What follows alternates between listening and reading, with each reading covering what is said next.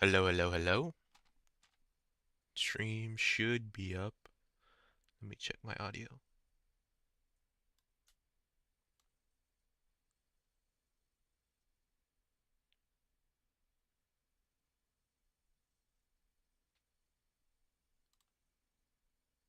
All right, audio should be good.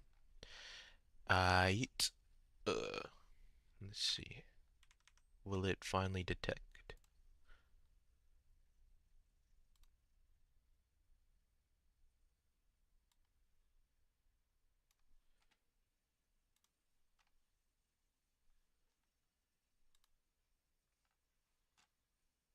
I guess it's not detecting. Hold on.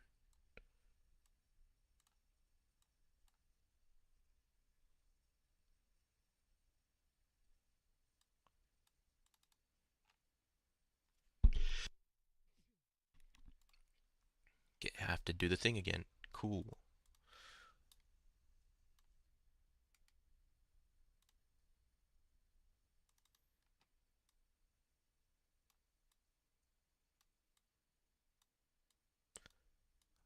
Hold on. Oh my goodness.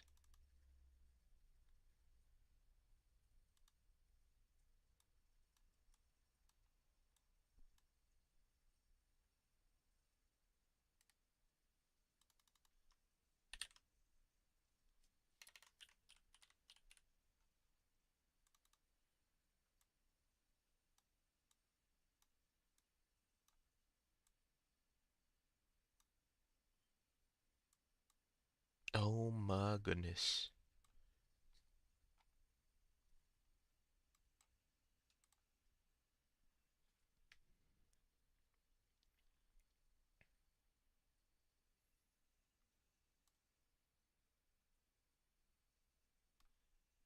Finally.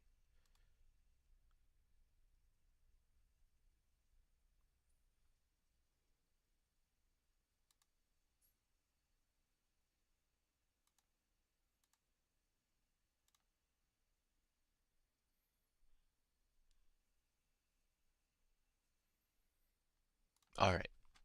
From last stream, I'm uh I'm just gonna be doing some or not just, but like I'm gonna s- I'm gonna do some codecademy first. I'm gonna be doing some codecademy, and then we'll go into some leetcode after. All right, loops. I already know what loops are, but don't know the syntax for Python. Yeah, loop is an executable code repeatedly in Python. The final question: for loops and while loops. The for loop is used to iterate over items. Just for and in. The indentation colon starts at the body of the loop.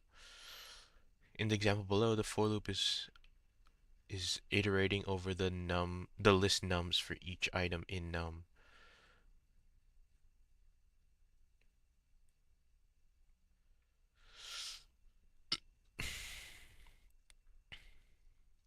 For loops in range. This is what I didn't know range yesterday. The range function can be used in the for loop to execute a block of code multiple times. The code below iterates between numbers 0 to 2 and prints each number.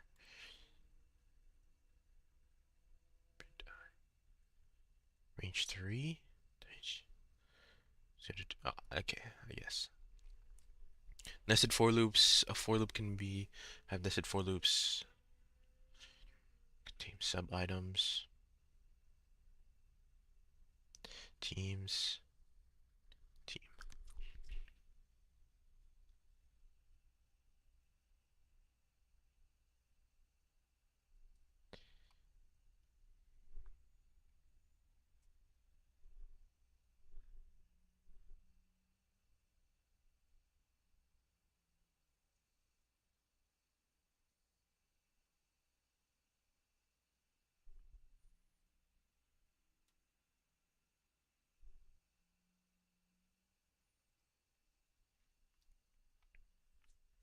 while loop. So it's just while loop is used to execute. It's true. Well, infinite loops is a while loop with the never terminates.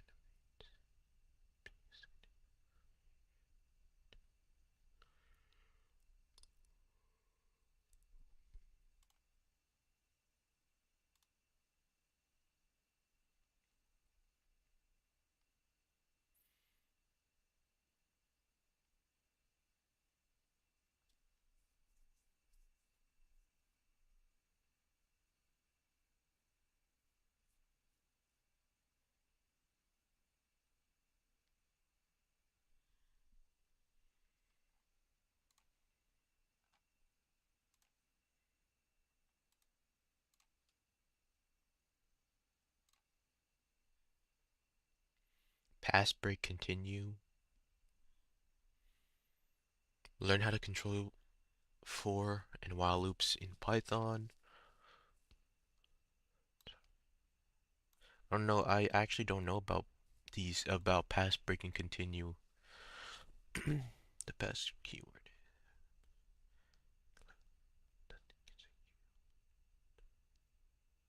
So names, given names for name in names. If J in name dotted over.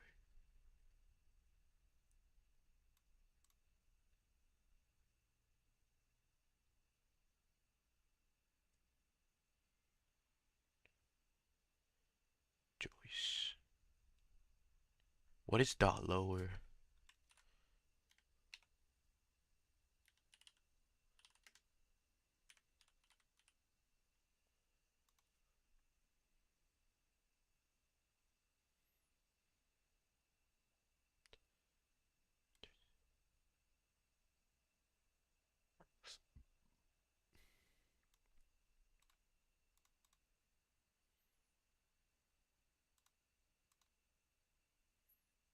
This this thing is crazy in Python. That's crazy. The pass keyword is mostly used as a placeholder in a loop. When pass, yeah. So if there's a J in a name, turning all the names into lowercase, then you pass. Else you print. Okay, that's cool. The break keyword terminates the loop. Yeah, break statements are typically found within.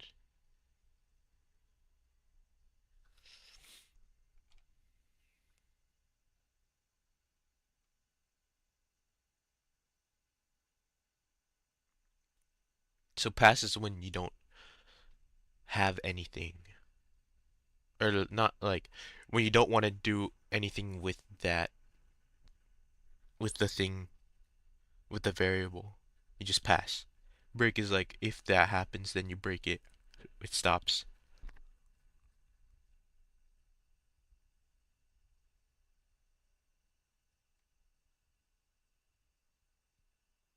Yeah, just gets to Joyce and then stops at Hannah because there's an H. Continue the continuous.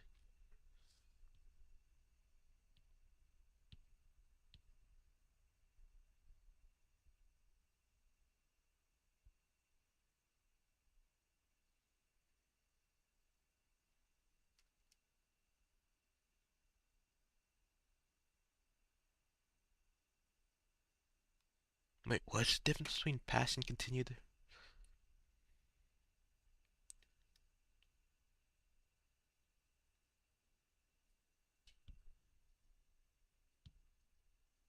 I feel like that's the same thing though. It just doesn't do anything but continue just goes to the next.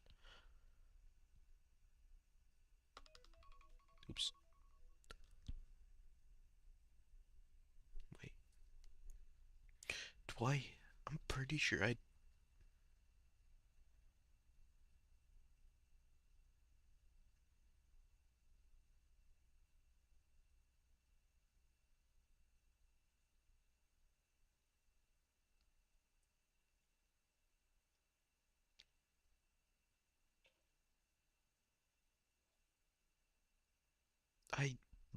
pretty sure I don't have anything today. Hold on.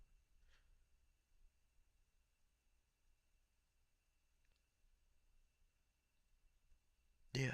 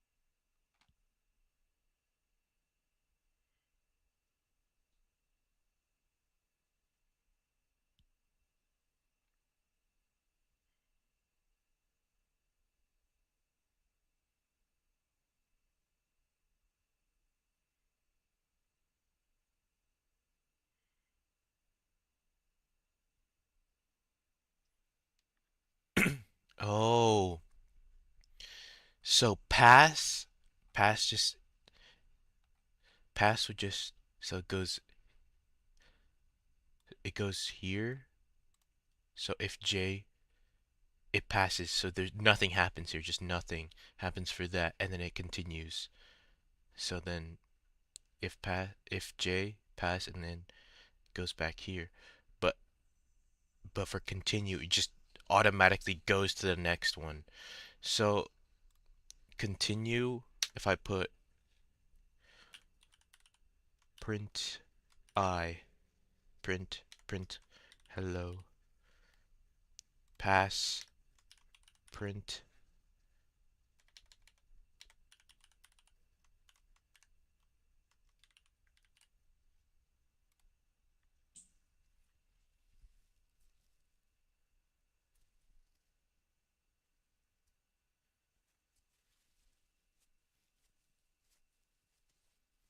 There should only be one hello.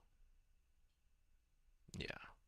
And then if I change this to R and change this to M, there should be two hellos. Only, wait, what the fuck?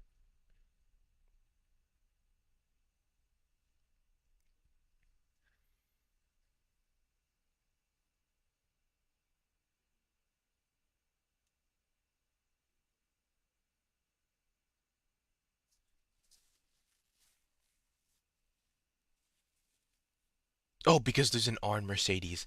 Oh, that's why. Okay.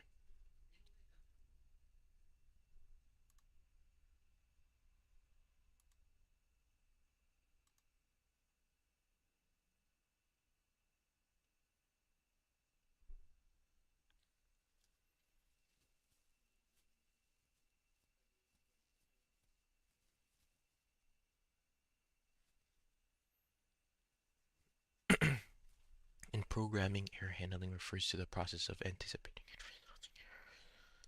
when they arise. Error handling allows for flexibility in the code as it executes different blocks of code based on the presence of errors. This article will cover the three causes.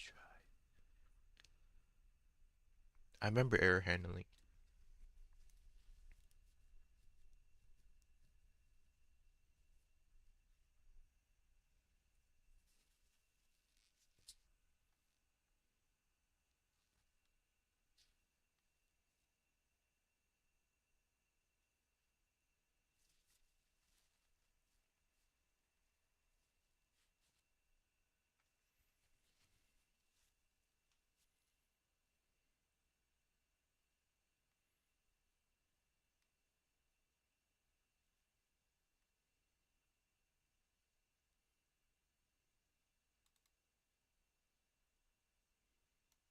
Damn, sum is already in operation. That's crazy. Damn, Python really has a lot of stuff built in.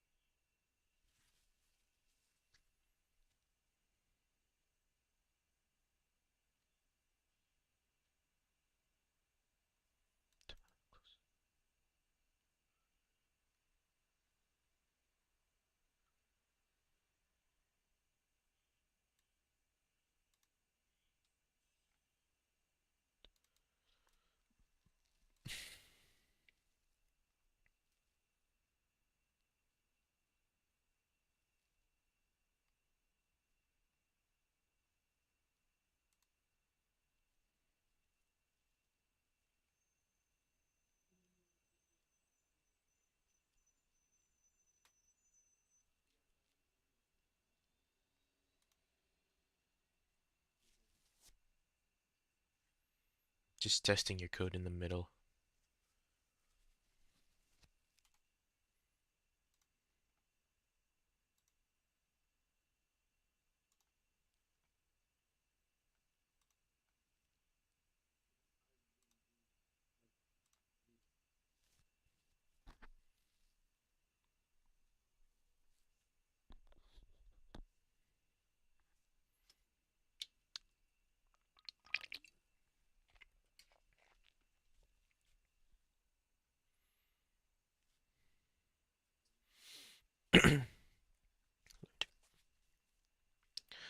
Function in Python creates code and it's executed on its code.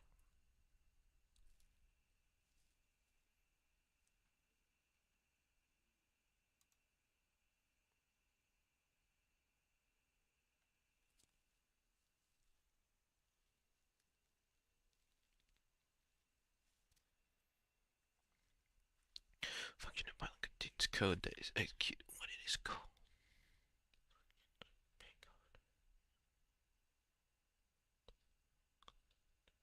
Creating a function.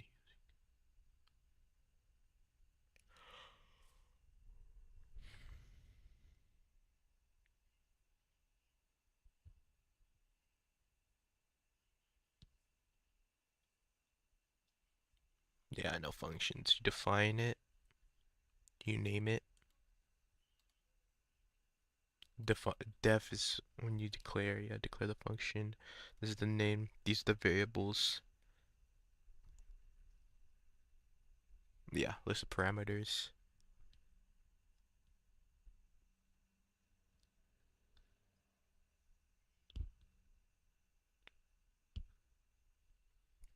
Return.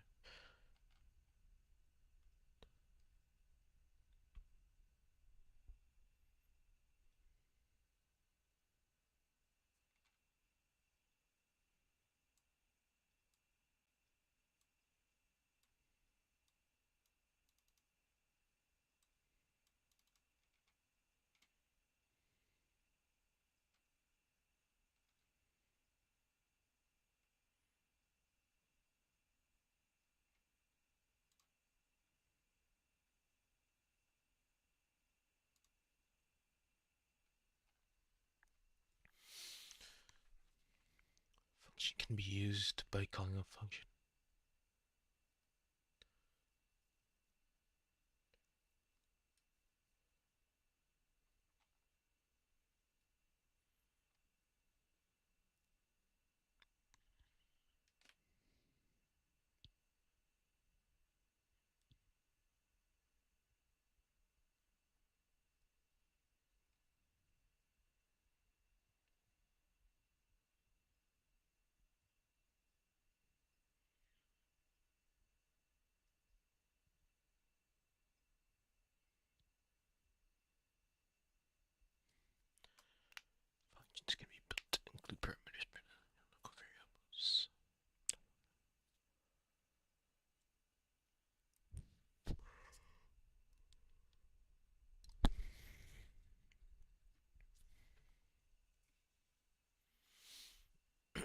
Deaf greetings language.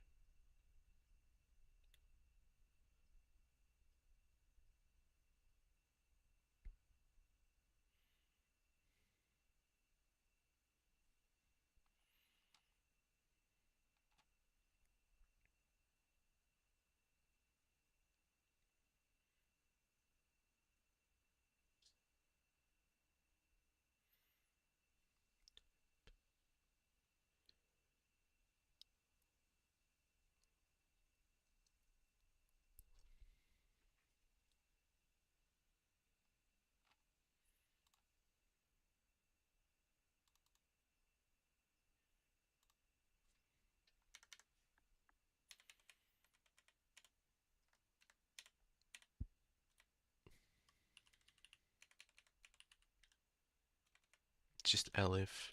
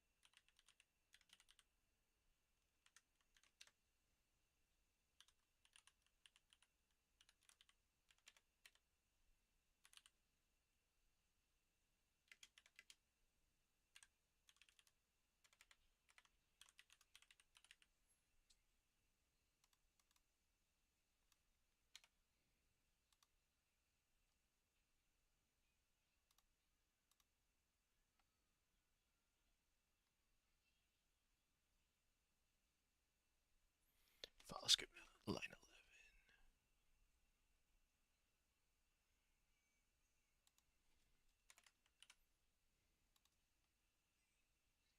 Does not.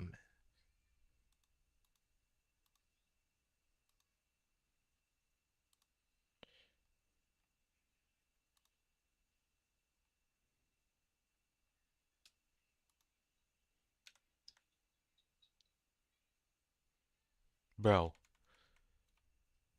what? It matches the indentation, bro.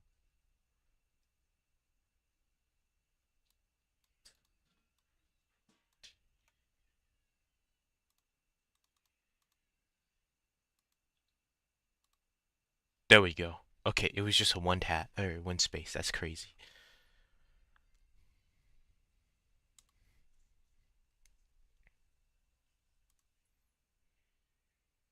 Recursion. Yo.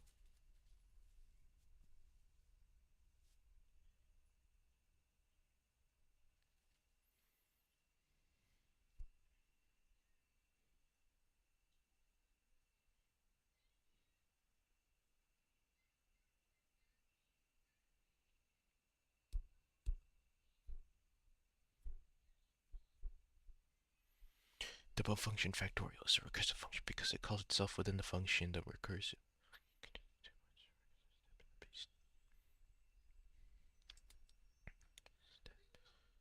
Yep.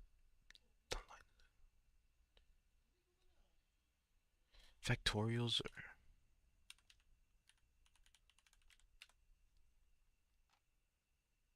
Yeah.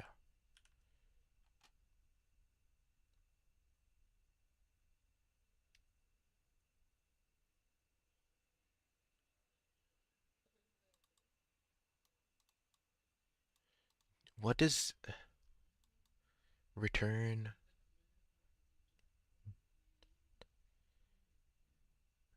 Subtract one from num.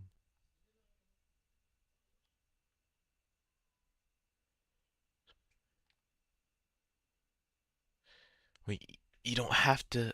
You don't have to make another line where it subtracts num from one. You could just have it in parentheses. It's crazy. Oh wait, no, because factorial num minus one, because you're calling this function again, but with num minus one. So then it goes here. Then num is minus one. Yeah, okay. Yeah, yeah. Okay. Yeah, I was overcomplicating it in my head. Okay.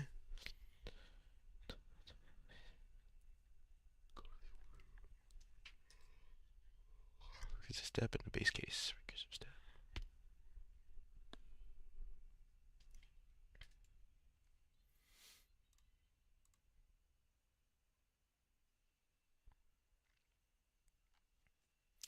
I'll see if I could get through this whole 21 minutes left, so it shouldn't be too bad. I'll get through this whole thing and then do maybe one or two leetcodes. The above function factorial is a recursive function because it calls itself within the oh, yeah, yeah. The else is the recursive step. Base case is this. Called the base case. Should be defined in every recursive function having avoid infinite recursions. Yeah.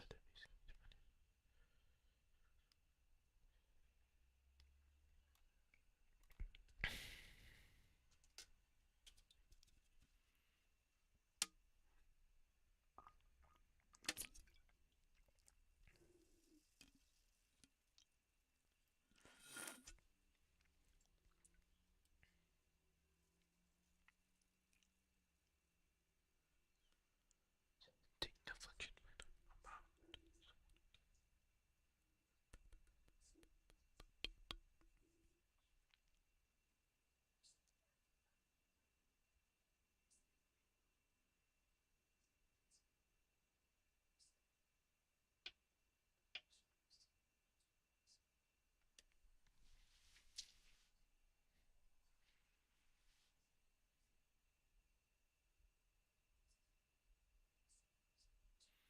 Call stack is an array. Append is that and the is parentheses then the curly brackets.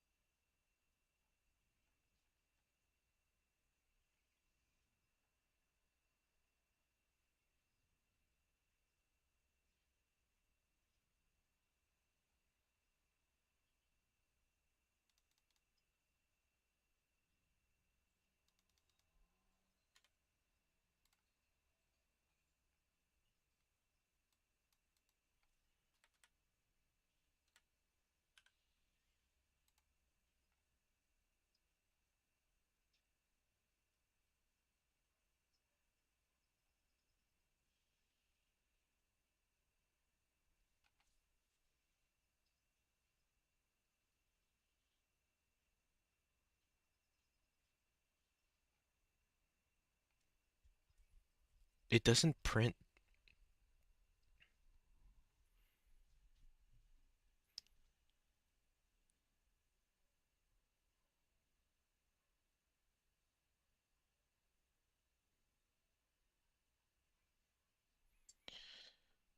But it doesn't print. It doesn't print 120.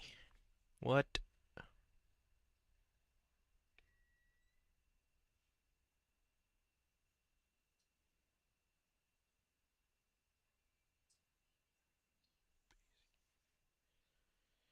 Return.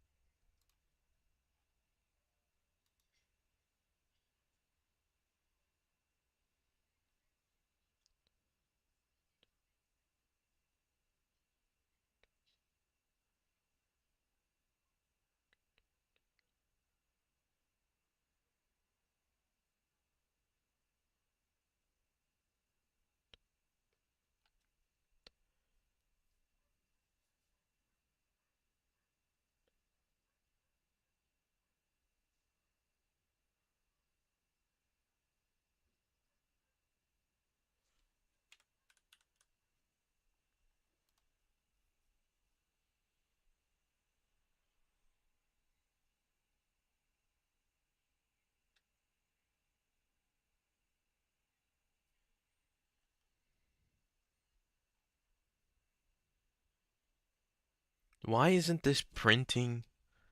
I might have to search this up, bro.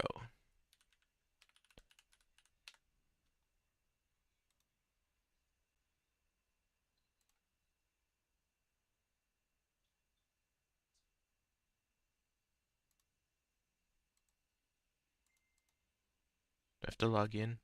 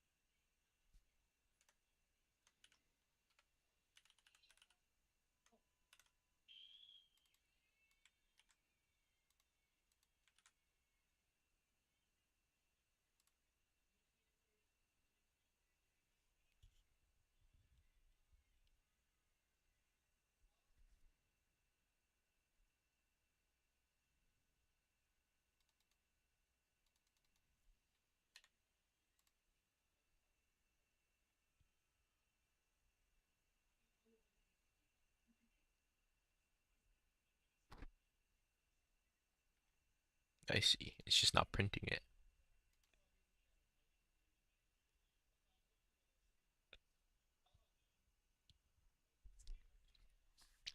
Lambda functions. Learn about lambda functions.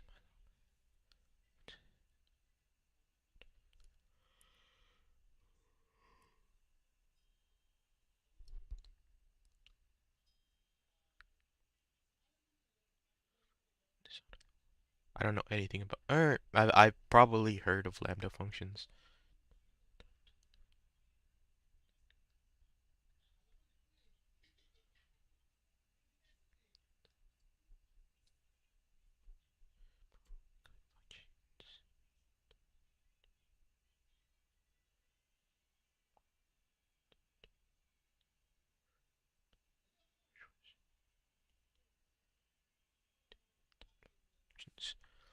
Lambda functions don't have a name and are usually used in situations.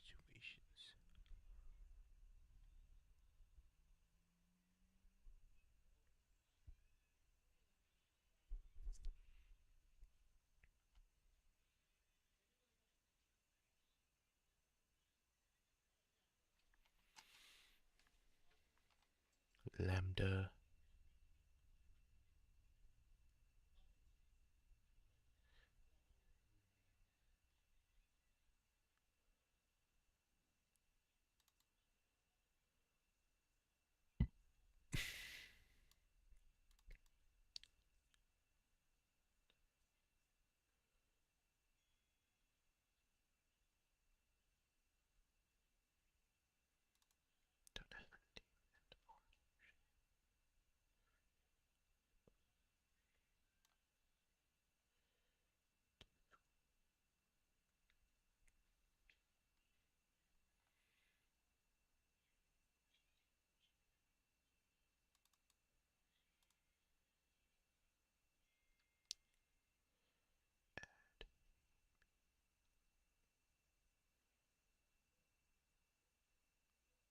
It's just a quick function, I see.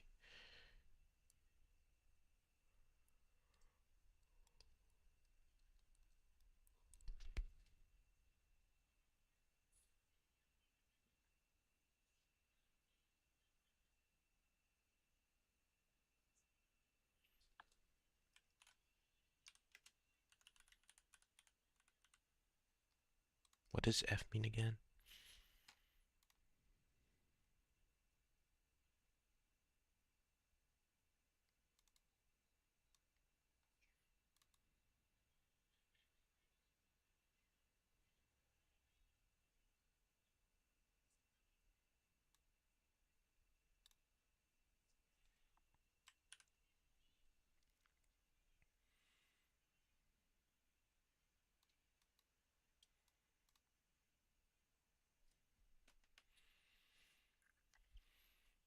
Lambda functions are most commonly used as arguments to higher order functions such as map, filter, and sorted.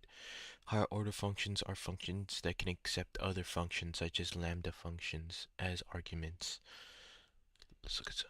Using lambda with map, the map function applies the given lambda function to each item. So numbers.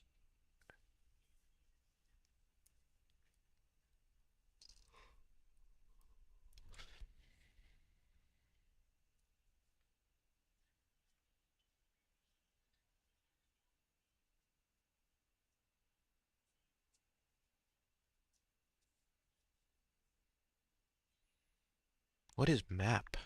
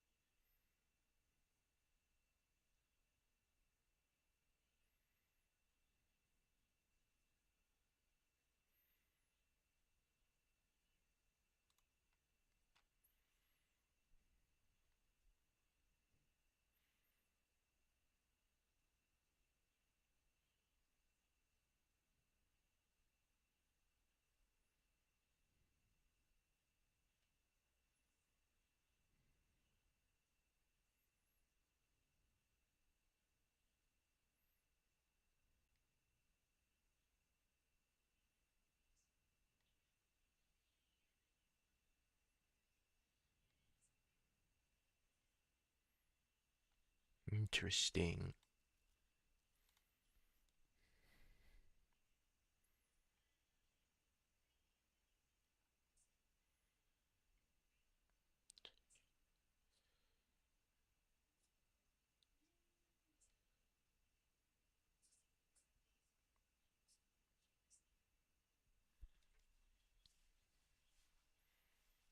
So map, instead of using a for loop, map basically just does it to all of the numbers. You map, so you do this function to numbers. I see. Okay. That's cool. Damn, Python is so fast. Like you don't have to do all these you don't have to do all these like small functions. Like without map, you'd have to put a for loop. Okay, that works. That's cool. If I'm gonna have to use map again, I'd probably have to search it up again. But that's cool that I know you could do that now. Using lambda with filter, the filter function creates a new list of elements.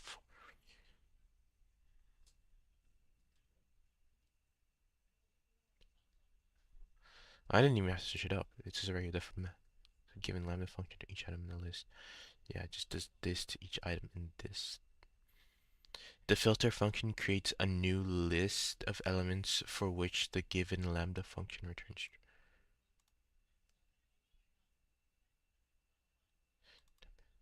Filter. So it would output all the even.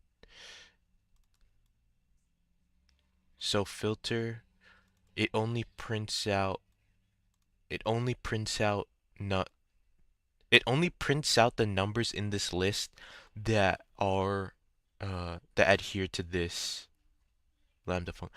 Wait, that's cool. Wait. Oh my goodness, that's so cool. Like you'd have to use a for loop here for this one. You'd also have to use a for loop. So it's basically just doing operations faster. That's cool as hell.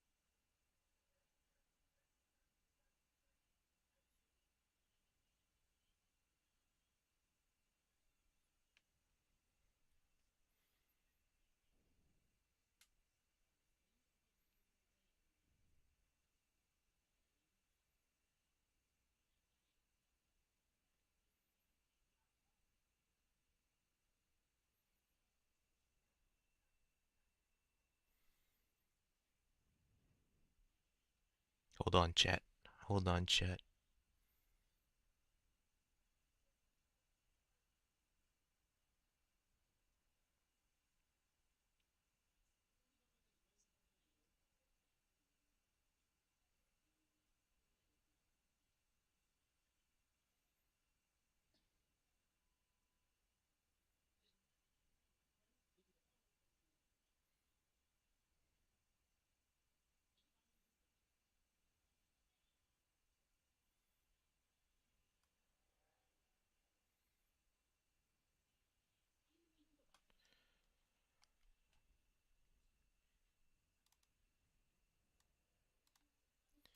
Here, the lambda function, lambda checks, yeah, it checks if it's even because it divides it by 2 and gives the remainder this, and then if the remainder is 0, that means it is even. Keep only the numbers. That's cool. So it creates this creates a new uh this creates an this creates a new list. Even numbers is a new list. Well, this just squares numbers, print squared.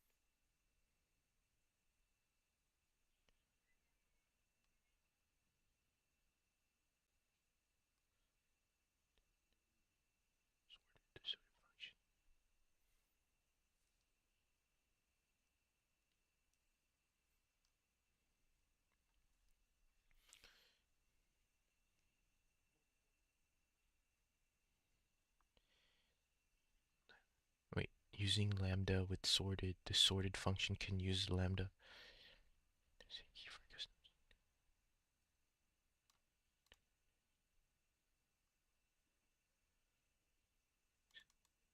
So sorted students, so it goes to the students.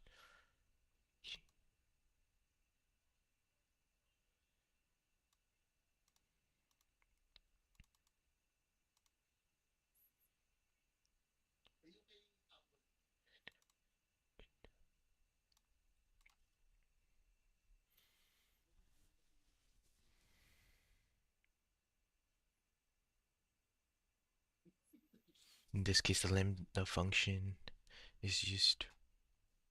It tells the sorted function to use the third.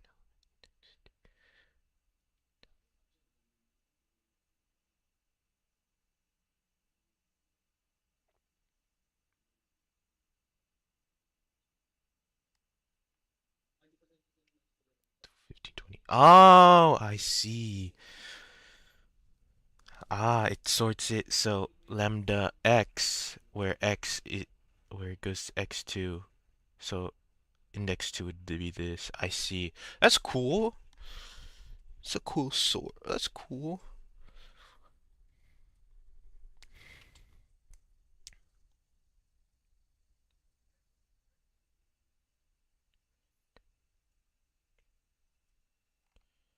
Yeah.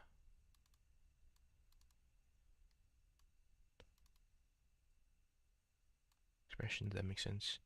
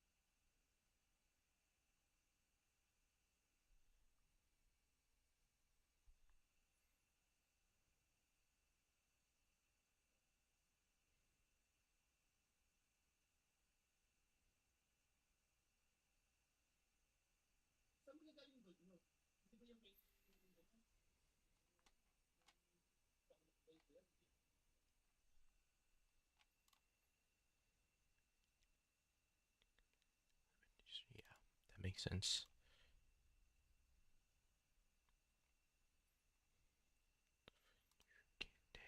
Oops, did not mean to do that.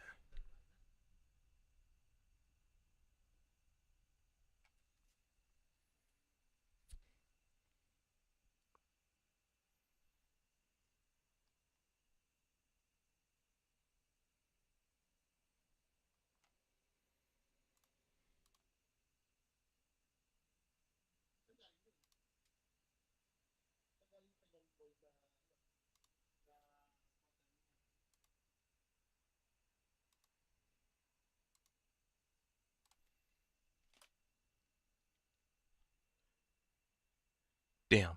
0 viewers, actually. Crazy work.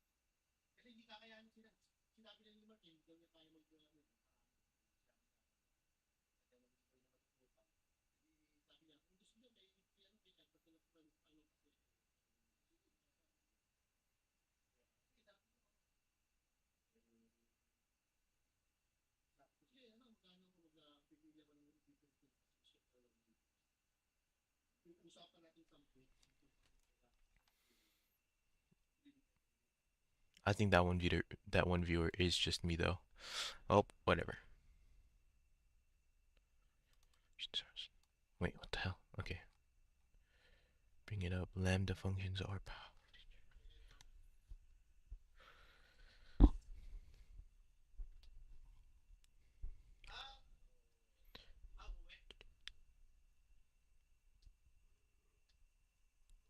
More complex practice.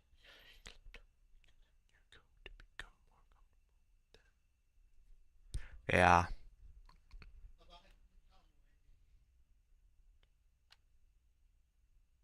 Inline. What?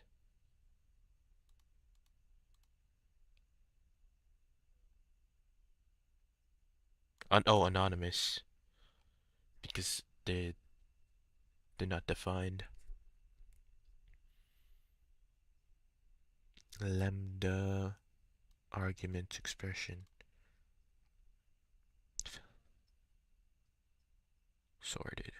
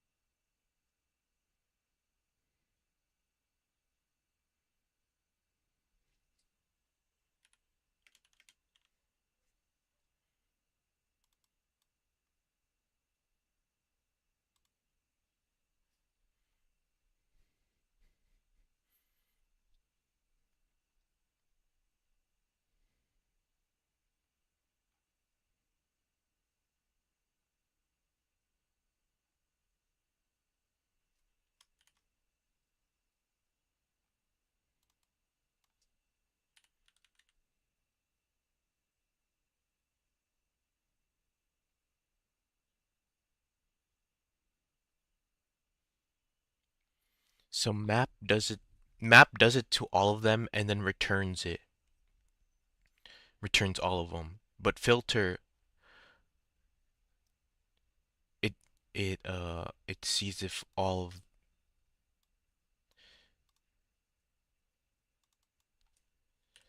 yeah, okay.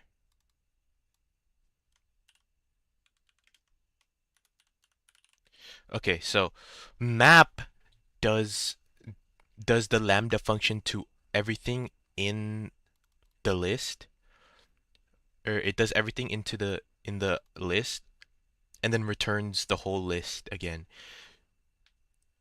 Returns the whole list with this with the lambda function done to it. But filter checks,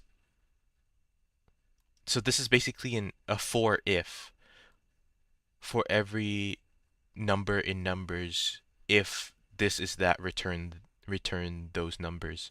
But this is just for every number do this and then return those.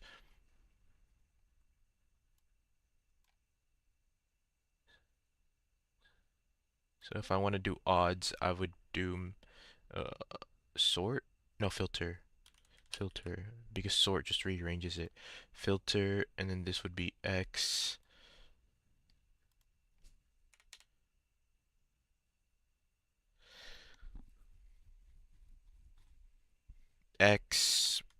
percent 2 does not equal 0.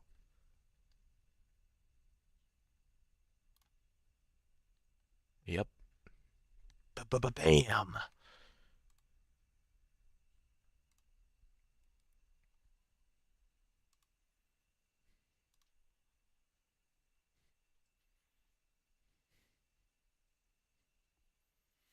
Class 7 objects. How far am I?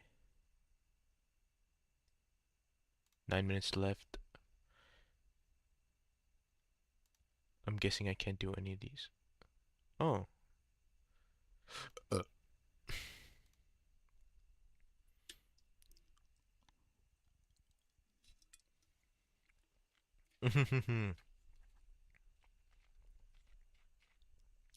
OOP. I took this class already. Classes and projects.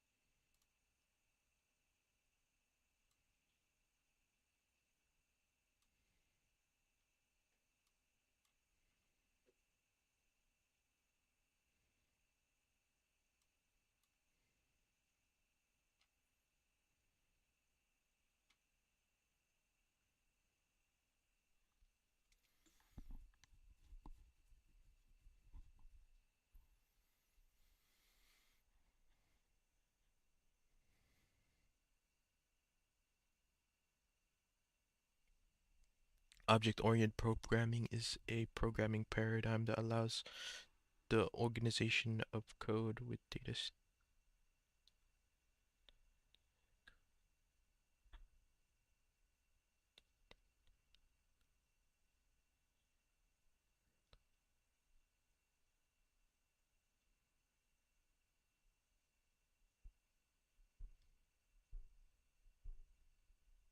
A class is a data type that encapsulates.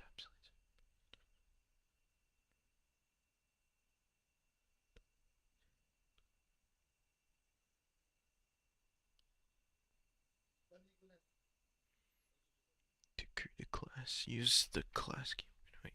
Object-oriented programming (OOP) is a programming paradigm that allows for the organization of code with data states and functionalities. Code with OOP is modular, abstract, and easy to maintain. In this article, we'll cover classes and objects, which are the backbones of OOP. A class is a data type that encapsulates information and functions as a blueprint for objects. Let's take a look for the syntax.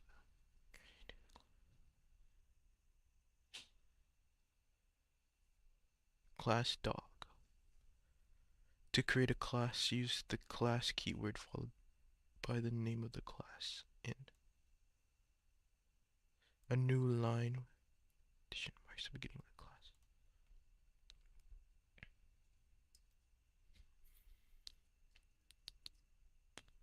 An object. An object is an instance of a class, which means the object contains everything from the class and its and wait, from the class that it is instantiated from. We can dog and create pepper equals dog, print pepper.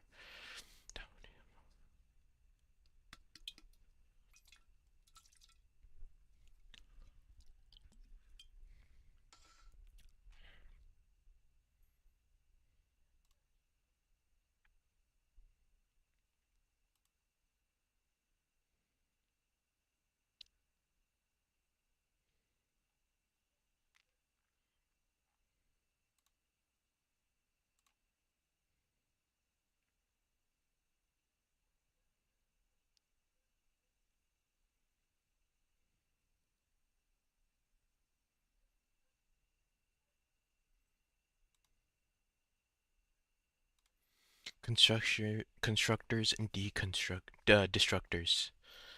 Learn in in OOP, constructors are functions that are called when an object of a class is created, and destructors are called to delete an object in article.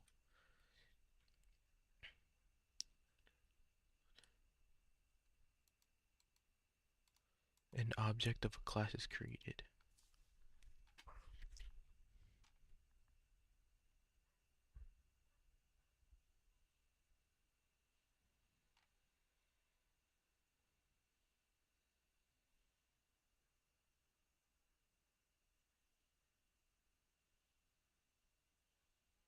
Wait. Oh my goodness. Constructors are functions that are called when an object of a class is created, and destructors are called to delete an object.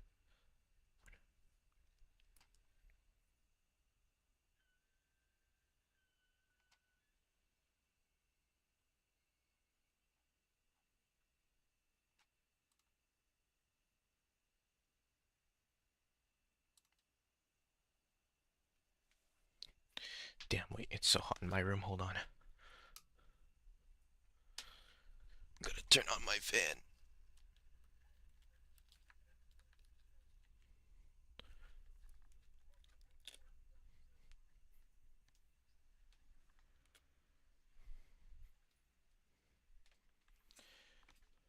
Constructors are special functions that are executed when an object is instantiated.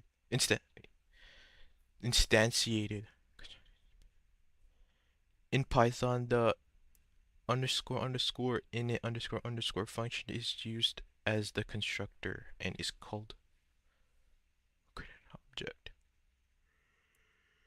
It is common, it is common practice for classes to maintain Python. The example below. Oh, bro, I feel so. I need like a break. It's been an hour and 5 minutes.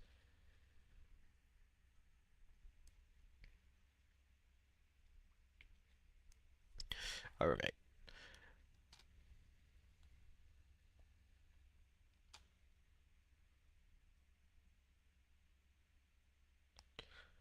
As since there's like no one in chat, I will take a 10-minute break. Just 10 minutes. I'm probably gonna be finishing up a Rick and Morty episode, which I can't show because that's copyrighted. So, I will be right back.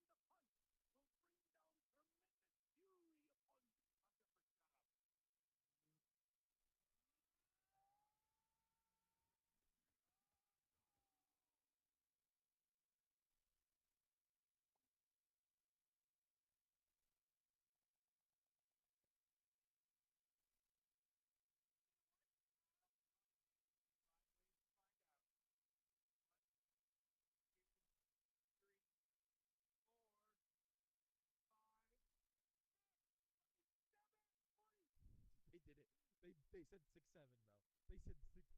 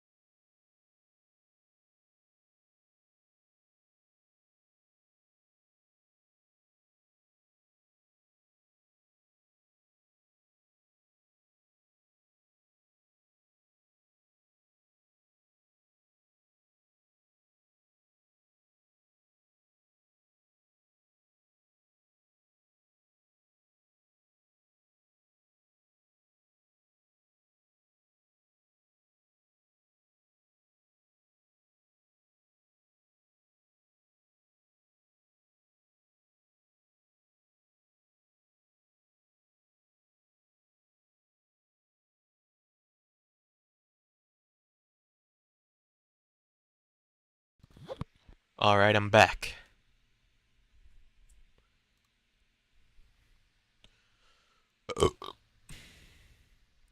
So init. This common practice for classes to contain Python's built-in init method as a constructor. In the example below, the init method would be called every time the class schedule class is initiated and used to initialize a newly created object. So class def init self course. Self.course equals course. Instance variables. The self parameter refers to the current instance and the instance variable. Instance variable course. Input to assign a value. We can create a class instance by calling the class and inputting the value for course. Chemistry. Class scheduled first equals class schedule chem.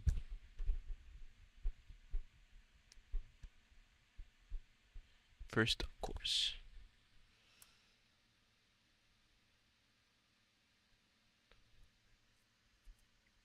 Destructors are special functions deleted in Python. The del method.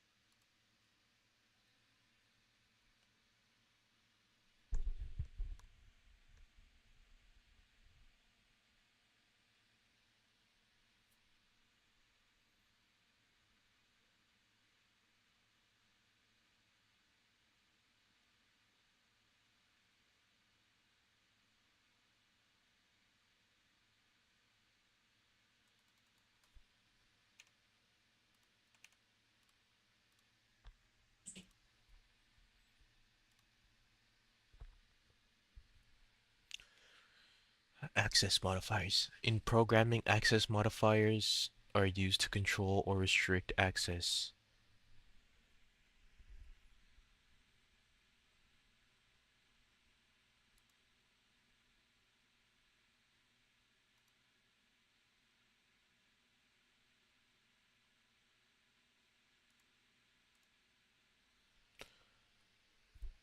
Are used to control or restrict access to members, also known as variables and methods. Within a class, these modifiers play an important role for limiting access to secure the members within the class. This article will cover 3 access modifiers in Python: public, protected, and private. By default, all members. Oh yeah. Oh yeah, yeah. To specify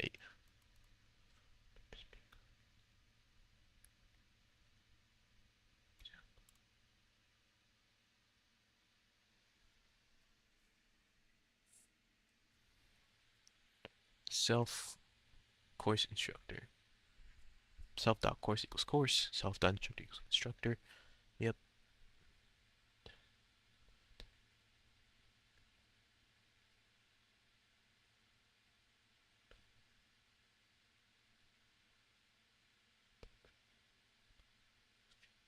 Okay, next.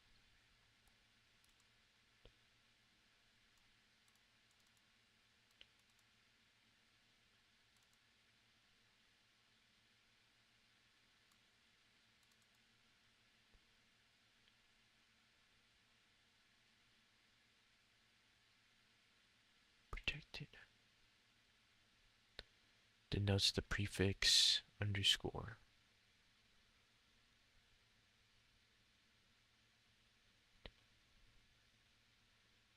Prevent members from being accessed outside of the class unless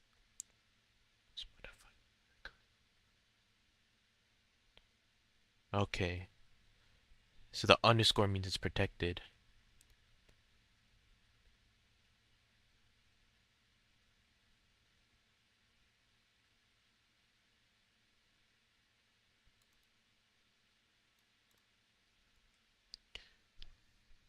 The double underscore means it's private. I see.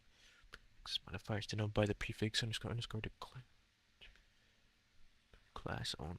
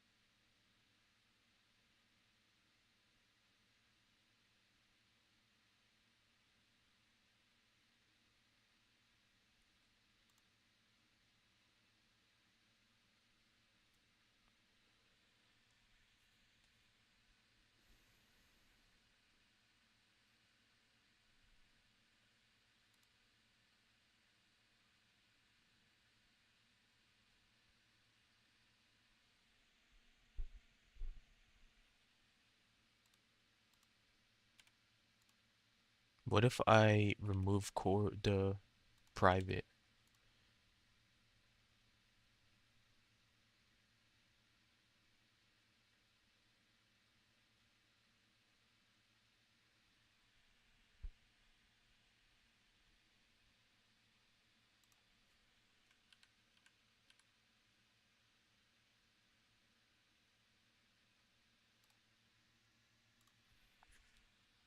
Wait, what is this?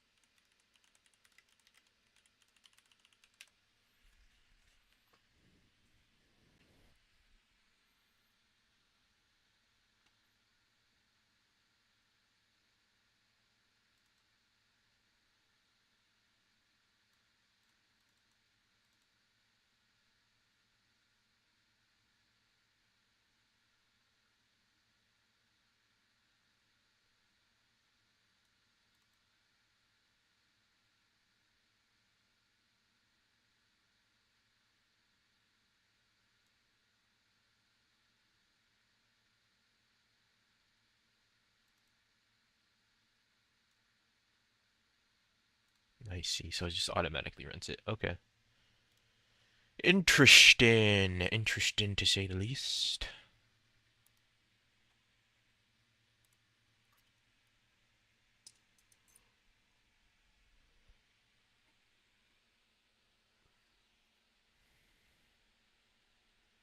In OP, encapsulation is the fundamental concept that describes wrapping variables and methods in one unit. A popular example of it. Class. such as variables and methods. I guess I'll go through all of object-oriented programming and then I'll stop the stream there because it is getting kind of late and I do want to wake up early. Unlike today where I woke up pretty late. Woke up early, but then I went back to sleep. I should not. I should stop doing that. So fundamental concept is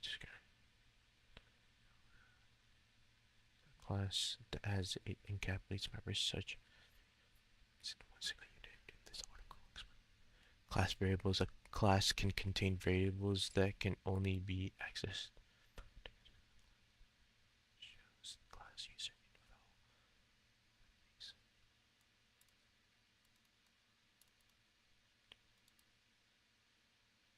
Username and email.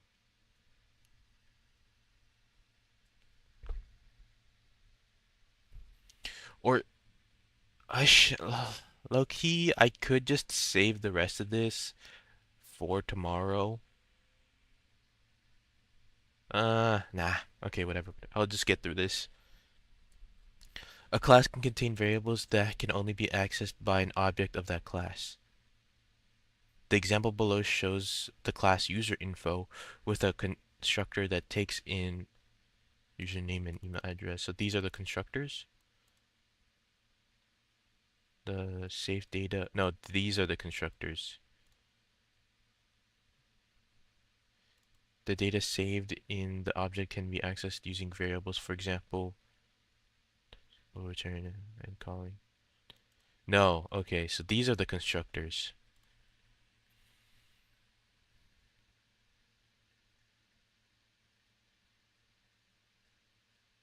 Class methods. The class can also contain methods that can be accessed by objects of the class. The example below shows the class user info with the method check username that checks whether a username is saved in the object or not. So this method is inside the class.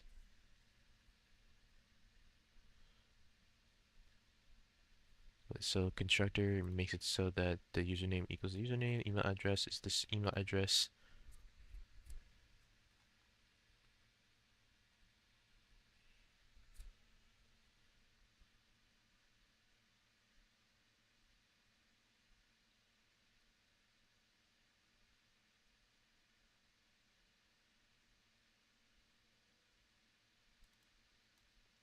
If if the username that it gives is equal to use self.username,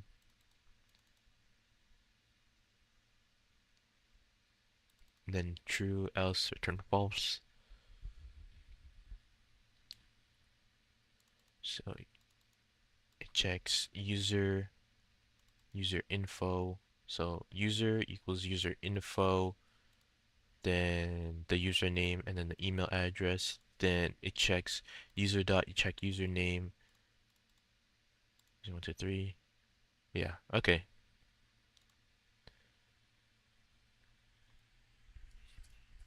So it defines this with the class variables.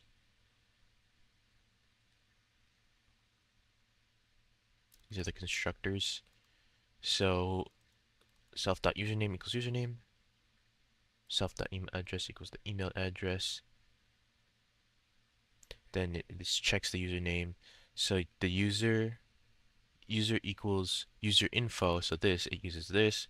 Then it gets the input from the user as the username and their email address. Then these could be variables, which could be checked by this. This could be an input. So these two can be inputs. So if in an actual program, these two would be inputs from the user, and then this would be an input from the user to see if if it's the same in the database. This would be stored in the database. Yeah, okay. Inheritance is the feature in object-oriented programming that enables the transfer of methods. Another inheritance follows the usual parent and child. Parent class, the parent class, also known as the base class, is the class whose methods and properties could be transferred into the child. Yeah, we can define the parent classes for any class with the constructor and methods prop with the constructor and any methods and properties we include. So here's the class person. So it could be, so these are the constructors and the methods. So then it prints the self dot, it prints this. So self dot name is basically a method,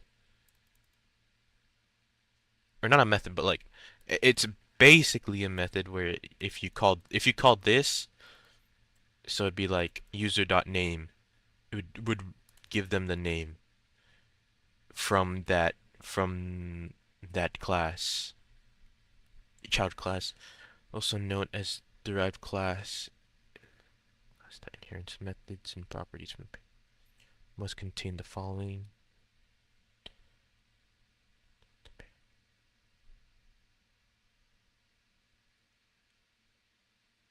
Teacher person.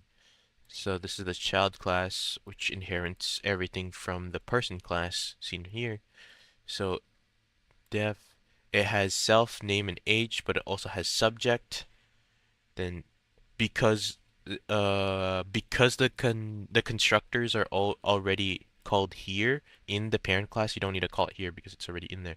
So it creates the subject constructor for the other variable it has. And then since it already has this method, it doesn't need to make another separate method for this. So just person.init self name age. Yeah. The child class, also known as the derived class, is the class that inherits methods and properties from the parent class.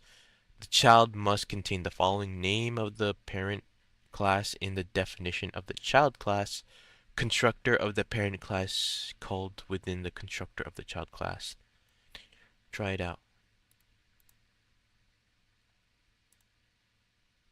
So my teacher equals teacher, and then it has the name, the age, and the subject they teach.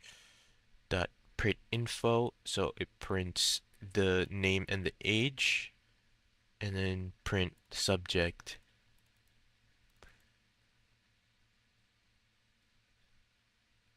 and then to print the subject, and you do my teacher dot subject, and then it prints it. Okay, yeah. So what it says here, constructor of the parent class called within the constructor of the child class. So person dot init self name age needs to be in here. Okay, I think this is the last one. Yeah, polymorphism in polymorphism polymorphism in OOP is the concept of classes sharing methods with the same name. This becomes useful when there are objects initiated from different classes that share similar methods. In Python, classes are allowed to contain methods that are the same name as another method from a different class. The code below shows two different classes that are independent of each other with some methods of the same names. So, so the parent class is checking. It has type, self, balance, self, and then savings.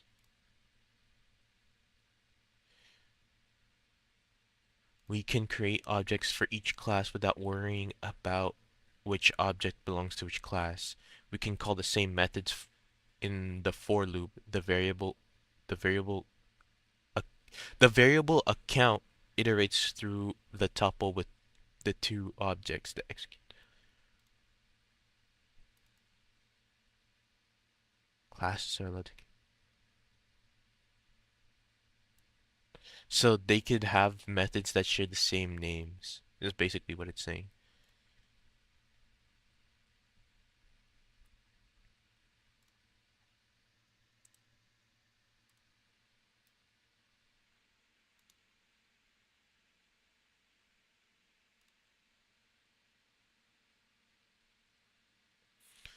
Should I do this?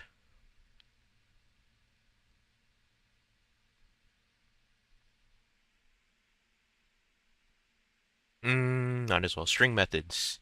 In Python, strings are defined with single quotes or double quotes and can contain a combination of letters, numbers, symbols, and spaces. In the article, we'll cover basic string indexing and slicing, as well as the commonly used built-in methods that are used to manipulate strings, which I'm not too familiar with the methods. String indexing and slicing as mentioned above, strings can contain letters, numbers, and symbols, and spacings.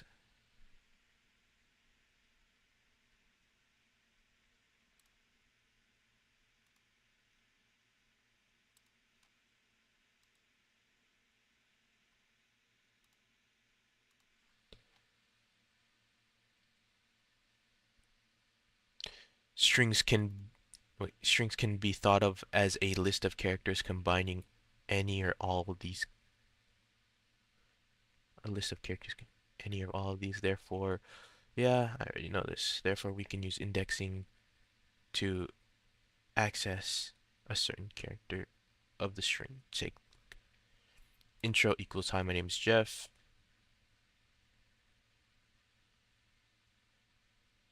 Example, we want to access the first character, so we use the index 0. Remember, 0 index language.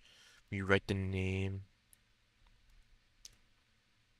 So it'd be the name of the variable, and then the index. Yeah. Yeah. We could also apply slicing using a range of indices to multiple characters. Let's say we want the first two letters, 0 to 2. Wouldn't that first, that include the space, right? The bracket should contain the first index 0 as well as the end index 0, 2. No, no, no. It ends there. So it's 1, it's 0, 1, but doesn't it's it's exclusive. 2. Sorry. Remember the end index is a non-inclusive in Python. Yeah. My We could also use negative indices to print the letters from the back from -5 to -1. So it'd be, this is -0, 1, 2, wait, 1, no, it'd be here to -1 here. So just, okay. I didn't know you could do that. Common built-in functions, len, that's the length, right? The length of the string can be measured using the built-in function len. It creates the string as an argument to count the characters in the string. Note that white spaces count as a character. Yep, spaces. 16. String.lower, string.upper, string.title. Lower and upper makes it all lowercase or uppercase. And then, oh, the built-in lower takes the string, converts all letters to string to lowercase. Similarly, the built-in function upper converts all the letters to uppercase. So string.title just makes the first letter of every word uppercase. Cool. I did not know that. String.split. The built-in function .split takes a string and splits the string into a list of strings. By default, the string splits by white spaces, but this separator can be specified in the argument. So it'd be intro, my name is Jeff, split. So print intro.split, it prints out my name is Jeff. Spaces excluded. If you do it split and then make it name, it'd be my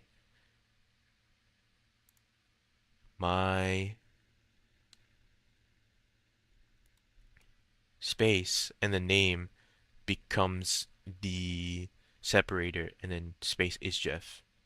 And then it just be that. Okay. No functions.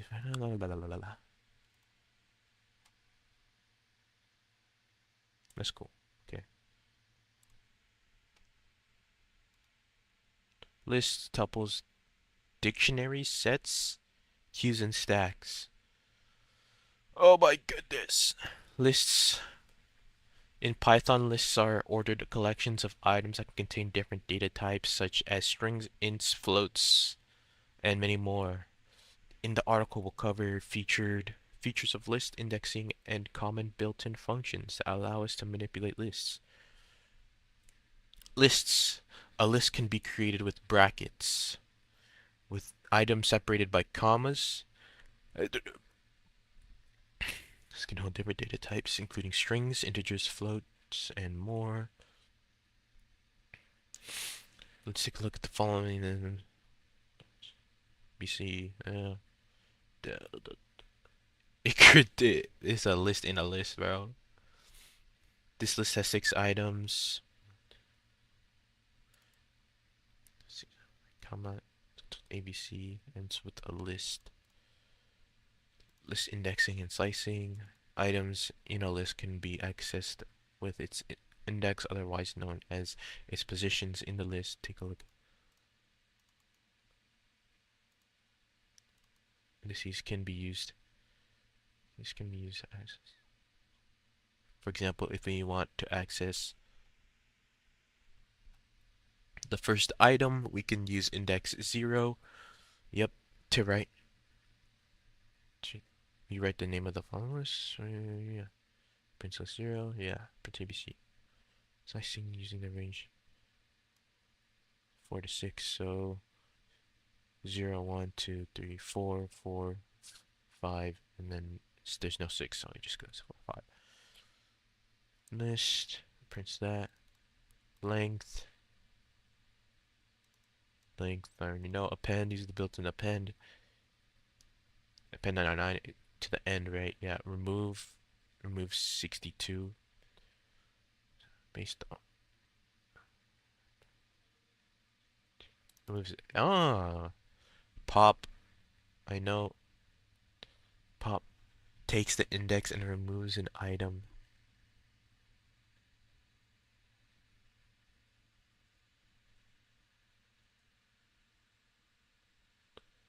So remove, you can remove specific ones there, but if you just pop, you remove the index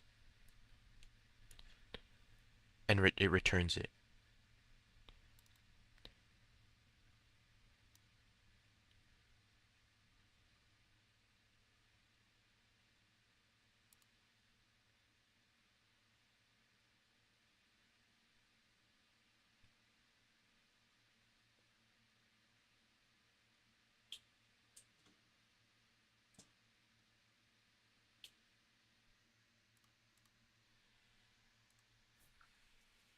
Tuples.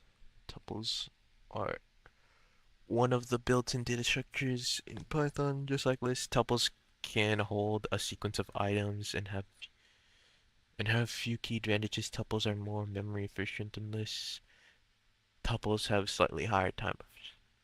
This is mostly because tuples are immutable, meaning we can't modify a tuple's elements after creating one, and we do not require an extra memory block like lists.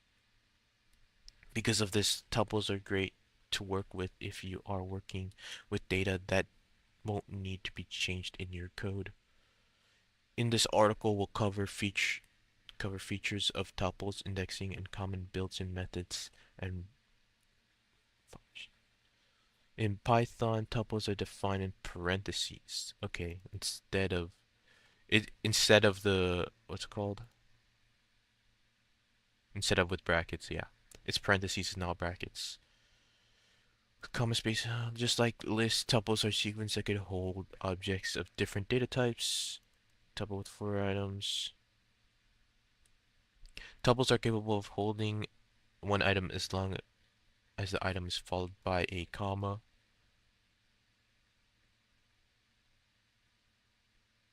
Tuple indexing and slicing. Items in a tuple can be accessed in their index, otherwise known as their position in the tuple.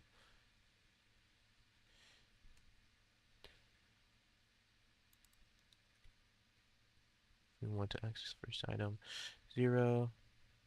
Write the name of the tuple followed by brackets. Slicing.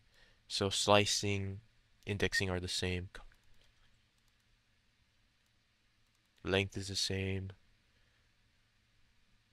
Max. The built-in function max returns the tuple's max value.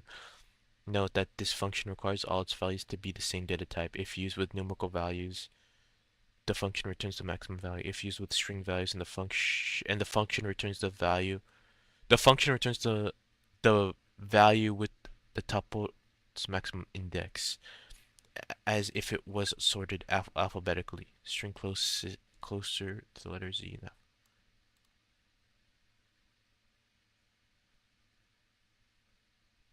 Okay.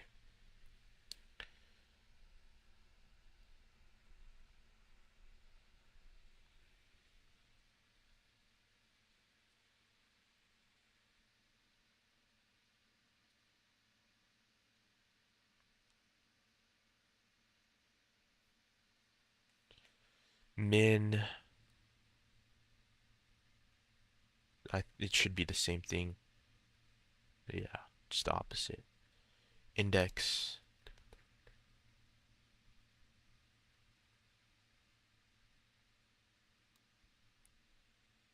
Count.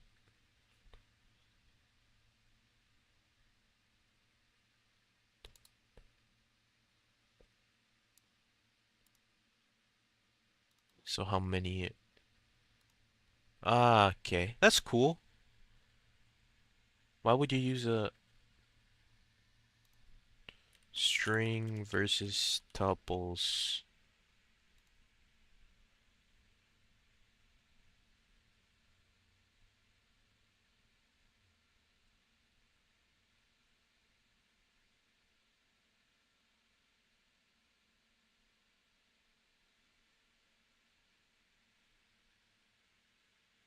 Not string.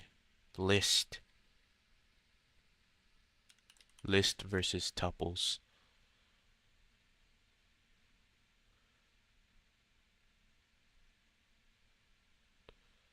Lists are mutable while tuples aren't. I see. Okay.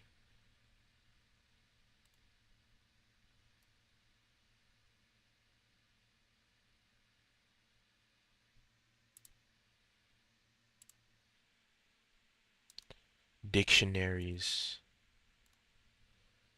Dictionaries are one of the most frequently used built-in data structures in Python. We'll cover features of dictionaries and common built-in methods and functions that can be used with dictionaries. In Python, dictionaries are defined with curly brackets. Dictionaries contain what's called key-valued pairs. Python dictionaries are defined with curly brackets. Oh, I remember this. Dictionaries key-valued pairs, which refer to pairs of a key and a values column.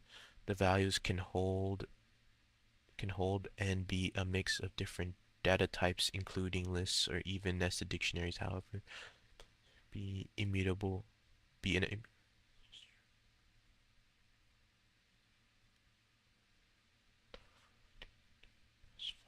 pairs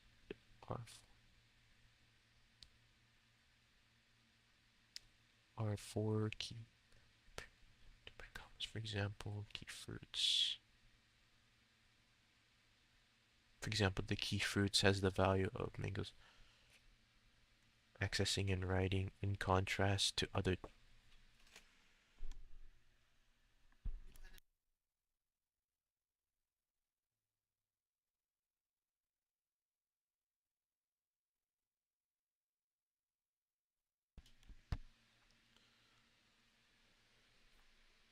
accessing and writing values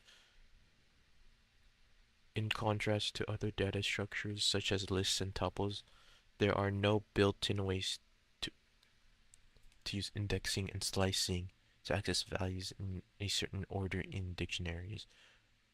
A value within a dictionary can be accessed with its key.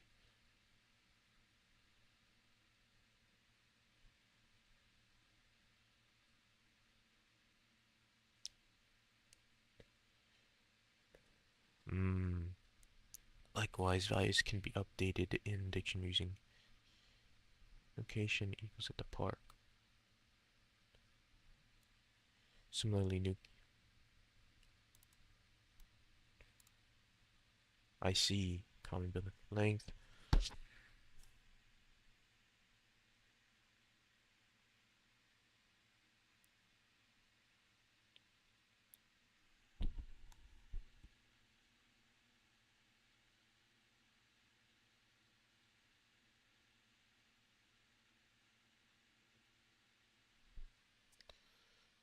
Update.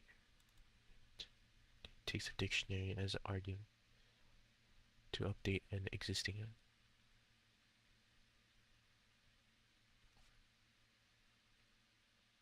Will override the key value. Okay.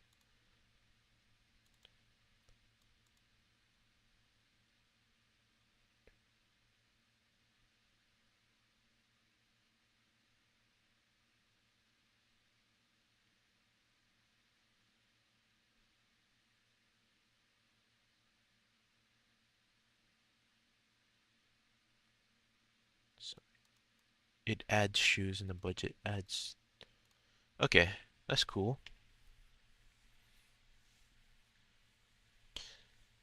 The built-in functions .keys and values .values can be used to return .keys turns to jewelry, clothes, and budget, right? And values earrings, jeans, 200. Okay. I'll probably need to go back on that one, but that makes sense. Sets sets are one of the built-in data structures in Python. In this article, we'll cover features of sets and common built-in methods.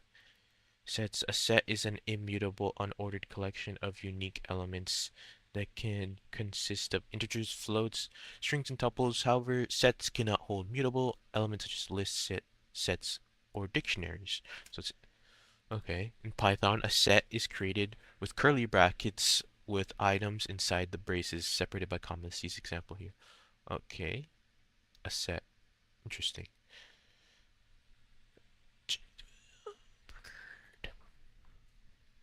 One. The built-in function set can be used with a list argument to create a set from that list.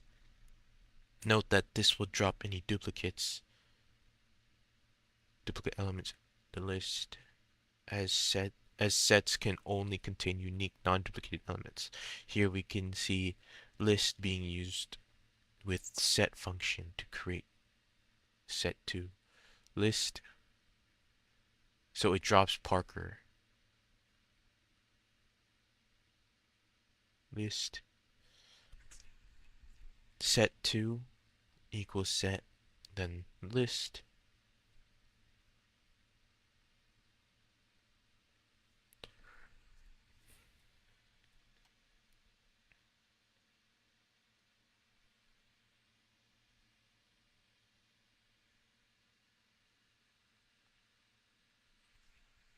So it, it a list can be turned into a set, but that removes any duplicates. Okay.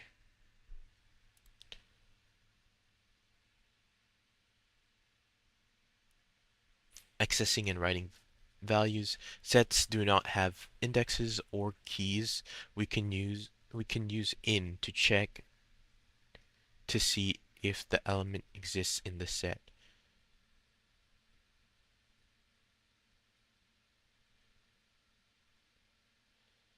Students equal Jane, Carlos, Amy, Bridget, Chow, Dimitri.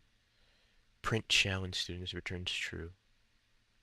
Print Chow and students. Sets do not have indexes or keys. We can use in to check if the element exists in the set. So if Chow is in students, it returns true. If Chow wasn't in there, it would return false. Common built-in methods add because sets are immutable. Existing elements within the sets cannot be changed. However, new elements can be added using built-in method add. Takes the element add to the set. Students Students dot add George, print George and students, yes. It is important to note that an element already exists in the set. The new element will not be added, so there's no duplicates. Okay, that's cool. So it's good if, so a set is good if you don't want any duplicates. Dot update and dot union. I'm guessing dot update adds anybody in the second set and removes any duplicates. Dot union think does the same. Would that be the? Oh, it creates a new set that does the same thing. Okay, uh, I see. The built-in method .update takes any iterable object such as tuples, lists, dictionaries, or sets and adds that object to the existing set. Any duplicated elements will not be added. That makes sense. So so tuples, lists, so it could be with anything. I see. Similarly, a built-in method union takes the iterable object and joins the new object with the existing object. So it creates a new set. It creates a new set that combine these two, while update updates the original set with the uh, with the objects in here. So this adds this adds to the existing one. This adds to existing one, but it creates a new set. Okay. The remove the built-in takes any element, removes it from the set. Yeah. So it removes Bridget. For loops. Because sets are iterable, we can utilize a for loop to iterate through a set. Countdown equals set.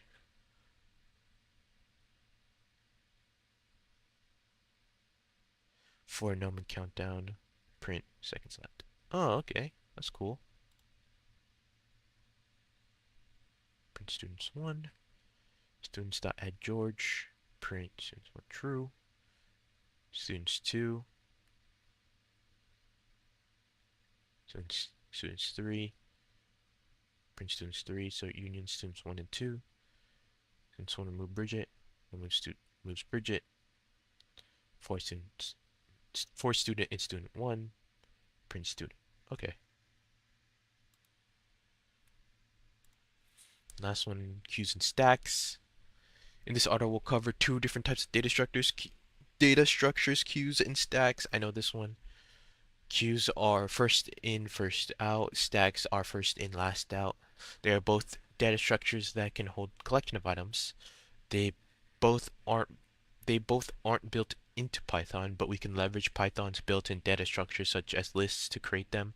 We'll be using node definitions to implement them in this article. The difference between the two is that the queue stores items in first out, FIFO, yeah, I know that, whereas stacks last in first out. Yeah. Last in first out, not first in last out. But it's basically LIFO.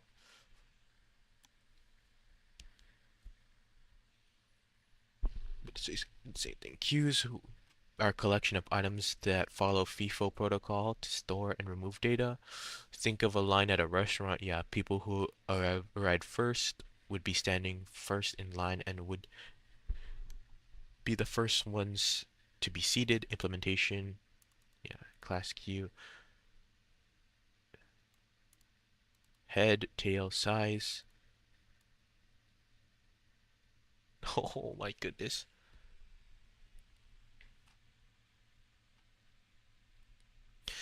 If self if self dot has space, if it has space, it does add item to node value. Add item node value. Print adding. If self is empty, self head is equal to add item. Self dot tail equals to add item. Else, so if it's not empty, tail dot set next node. Self dot tail the item that is added, and then the size plus 1. Print sorry number room. Else, so if it doesn't have space, room DQ. If self dot get size is greater than 0. Huh. Oh, in queue in this method takes Let's break this code down to smaller parts to understand what each method is doing. In queue, this method takes in a value and adds it to the queue if there is space or if the queue is empty. If the queue is full, we print a message showing no more room. Dequeue. This method removes the value from the queue and prints the queue is totally empty. Or prints the queue is totally empty if there's no existing values. Peek. This method returns the front value in the queue if there are existing values. If there are no values, print no orders waiting. Get size. This method returns the size of the queue. Dot is empty. This method checks to see if the queue is empty.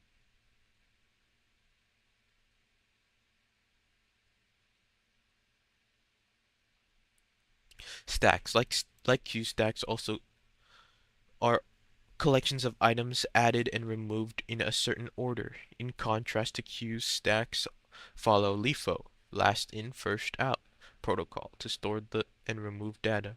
As a real-world example, think of a pile of plates that need to be washed. New dirty plates would be stacked on top of the existing pile, and they would be the first to be washed. Implementation. Node. Using nodes, it's also possible to create a stack using just lists. Take a look at the code below to see. Let's break down push.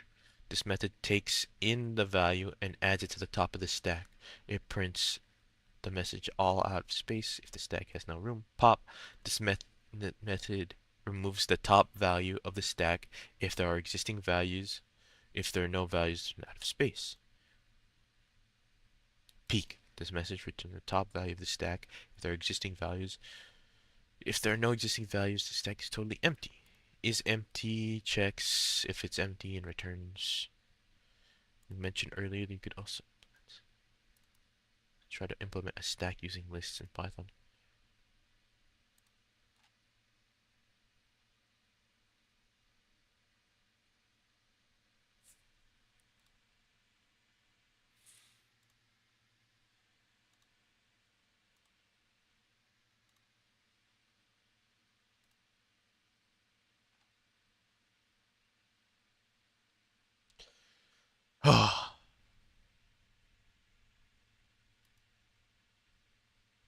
Well, I'll probably go through this again. I am kind of pooped. If you can't hear it in my voice, I am pretty pooped. But tomorrow I have something in mind that I want to do.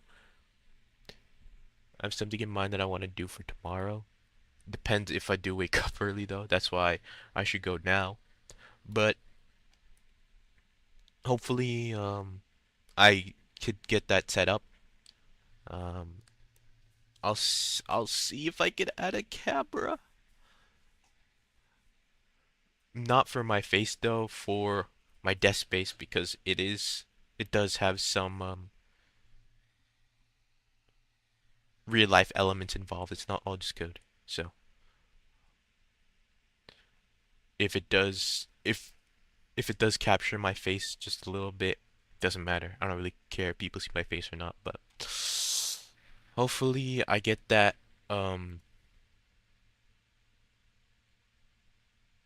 it called? Get that up and running tomorrow. If not, I might just be doing more Codecademy and LeetCode because I didn't do any LeetCode today. Just did full Codecademy, but I guess I'll focus on LeetCode, but we'll see. All right. Good night, chat. Hopefully I see you early tomorrow. If not, maybe later in the day after 2 if I don't stream in the morning. But hopefully I see you tomorrow. Uh, I know no one's watching, but if anyone's watching the VOD, or if I'm watching the VOD, but if you do have any, if you do have any comments on how I can improve my learning abilities, please leave a comment down below. I know it's the stream, so people aren't gonna watch the VOD maybe, but if you do have any suggestions, please leave a comment. And thank you for watching. All right, see ya.